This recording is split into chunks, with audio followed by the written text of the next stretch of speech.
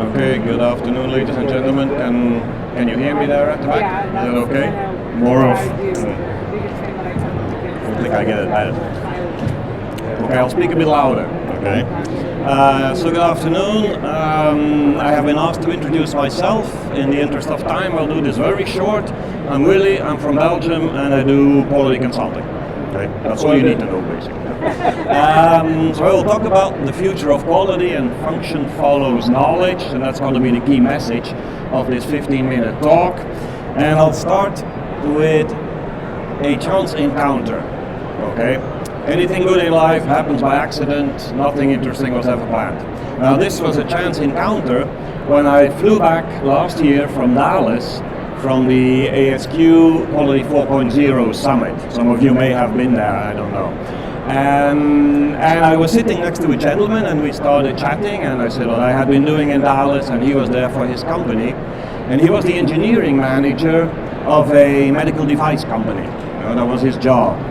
And during the conversation, at a certain point in time, he said, you know, evolutions in medical science have very little to do with doctors. Which is a bit strange. If you talk about medical science, you think about doctors. He said most important things come from engineers, meaning technology, of course, and from people like biologists doing cell biology and medical research at the primary bottom of the research, really.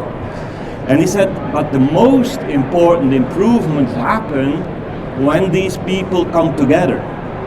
So when they have these different knowledges that gets integrated, and out of that interaction come the best things. But that was interesting. So out of that I drew two conclusions. The one is enormous impact of technology on anything you do, whatever you do, in whatever environment. So that's something that you need to keep in mind. And I think at this conference, many things have been said about that. There's no doubt that this is extremely important. But the thing I want to talk about now, this afternoon, is the second thing he said, how we need to integrate knowledge, and how this integration gives the best results. Now, if we look at the future, there's a very nice four-letter word, VUCA. You've heard that probably as well. The future will be volatile, uncertain, complex, and ambiguous.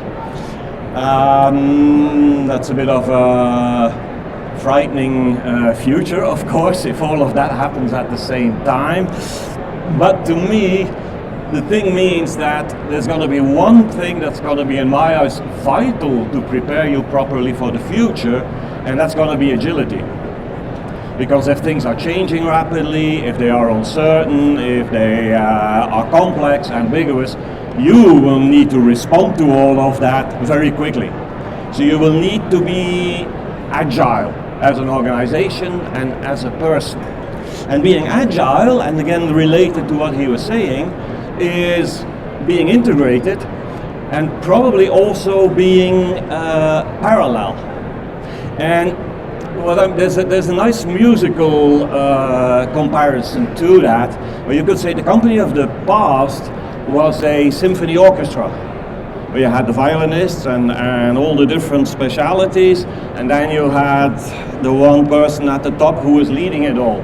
Whereas the company of the future will probably look more like a jazz band that is jamming, where in function of the song, the moment in the song, it'll be the saxophonist who will take the lead, or it will be the guitarist, and because you need all these knowledges, but they need to come together in a flexible way.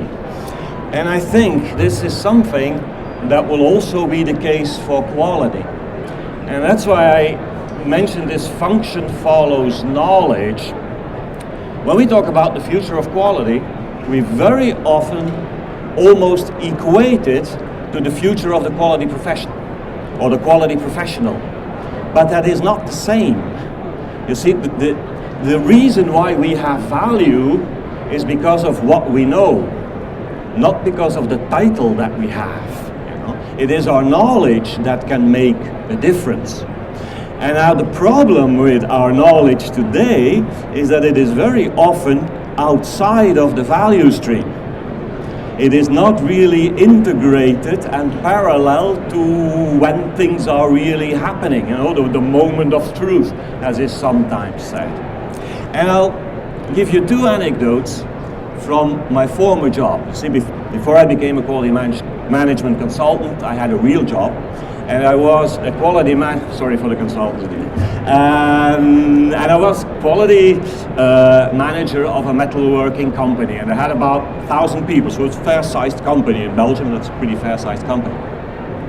And every now and then, for the quality department, we would need a new inspector. Okay? So what we would do, we would announce quality department wants new inspector, and we had loads of applications, because this was a chance for machine operators to upgrade, because an inspector had a better job and some other advantages, so people were very interested in becoming inspector. So we had exams and we had interviews, and we selected the best person out of that to become inspector. Now this is what we were doing. We were taking somebody out of the value stream who was very good at making good parts, and now we gave him the job of checking the parts of other people who were not so good at making good parts, and we paid him more for it. Now, is that quality? Question mark. Just, you know, think about it. The second example is about managerial level. Now we had an engineering manager, of course, an operations manager, and me as quality manager. By the way, when you Google quality manager and you ask for images, you will be surprised how often you see things like that. Somebody checking something with a checklist. Okay, so we are 70 years in quality management, and we still haven't been able to convince people that it is not checking things with the checklist. We're not good communicators. But what I was saying here, the engineering manager and the operations manager did not get along very well. Okay, they were basically saying everything that goes wrong is there, you know, and vice versa. So I would be sitting with the engineering manager, and he would say, if I were the quality manager, I would be much more strict on the operations because they make too many parts out of spec, and then I would sit with the operations manager in his office, and he would say, if I were the quality manager, I would be much more strict on design because they give us these specifications and drawings that we cannot make, and they don't know what we do, Now, the problem with that is not the friction. It's almost normal that there is friction between it, and actually there's a very nice saying, from friction comes shine. So if it's positive friction, it'll help you. The problem with that is the first thing they are saying. If I were the quality manager, which is totally ridiculous because of course they are. Who could be the quality manager of engineering if not the engineering manager? Who could be the quality manager of operations if not the operations manager? Not me. But maybe the fact that there was someone who was called quality manager was a sort of a way for them maybe to not realizing anymore that they were the quality managers. We have somebody to take care of it. So maybe my function was not promoting quality in a sense, and I was a hindrance to quality, to integrated quality. Again, something to think about. So they should feel themselves as quality managers. And I think what we need to evolve to is from an outside function, and this is a t-shirt I got again out of Google, keep calm and let the quality manager handle it. Yeah. Something you probably like very well, yeah, we'll handle it. No, we shouldn't handle it. Us handling it prevents us from becoming a total quality company, because it takes away the responsibility for the people who should have done it right the first time. So we have to get rid of that. We need to turn that into a quality enhancing knowledge embedded in the value chain. Things have to be integrated. It has to be a jazz band when it is produced, but it does need quality knowledge in there. Okay? It's not as if we say, let's get rid of the quality, but we need the quality knowledge within this value chain at each step, so that we have the plan, do, check, act in the organization for the next step, for the next step, for the next step. And it's very important, I think, to keep remembering quality is not equal to quality functions. We are not valuable for our title, we are valuable for our knowledge. The point is that we need to convince everybody of this. You know, we need to sell quality better. We need to sell quality responsibility better. We need to make people love quality. And we're not good at that. And if we talk about love, of course, in these digital periods, we talk about Tinder. Now, everything I will say now is from hearsay. I have no idea how Tinder works. So if I make a mistake, people in the audience, don't hesitate to correct me. You know, you're free to do that. But this is you and Amanda, she looks like a nice girl, have liked each other. So you're lucky you have this meeting with Amanda when you agree to have dinner together. And you start talking, and she tells you, so what do you do? And you say, I'm a quality manager. Yeah, so what do you do? And I say, oh, how I'm going to explain all of this. And then you think, good idea. And you tell her, dear Amanda, I've got here a text with me. This is the text on quality. And if you want to know what I do and you want to get excited about that, here you go. I have a copy of 2015. Read this.